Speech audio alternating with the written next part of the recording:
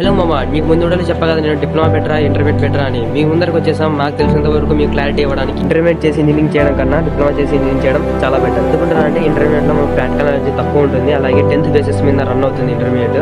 అలాగే ఇంటర్మీడియట్ తర్వాత మనకు జాబ్స్ అనేవి తక్కువ ఉంటాయి. ఇంటర్మీడియట్ స్టడీ పరంగా అయితే థియరిటికల్ ఉంటుంది. అలాగే దీంట్లో maths, chemistry, physics, other languages అందుకు ఉంటాయి.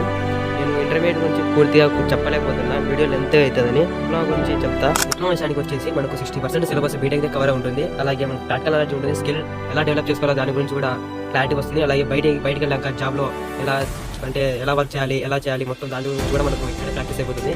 మనకు 30 ఇయర్లో మనకి ఇండస్ట్రియల్ ట్రైనింగ్ ఉంటుంది. ఆ ఇండస్ట్రియల్ ట్రైనింగ్లో మనం జాబ్ ఎలా చేసుకోవాలి అనే దానిపై కూడా మనకు ఫుల్ క్లారిటీ వస్తుంది. ఇందైతే మీరు దేనికి ఎక్కువ ప్రయారిటీ ఇస్తారని చెప్తే ఇంటర్మీడియట్ కన్నా నేను డిప్లొమాకి ప్రయారిటీ ఇస్తాను. దాని గురించి మీకు పూర్తిగా ముందు వీడియోలో ఫుల్ క్లారిటీగా మాకు తెలిసినంత వరకు మీకు చెప్పడానికి కన్ఫర్మ్ చేస్తాం. మీకు ఈ వీడియో మీకు యూస్ఫుల్గా అనిపిస్తే మాకు ఫాలో అవుతూ ఉండండి. మీకు కన్ఫర్మ్ యూస్ఫుల్గా అనిపిస్తుంది. నెక్స్ట్ వీడియోలో మళ్ళీ కలుద్దాం.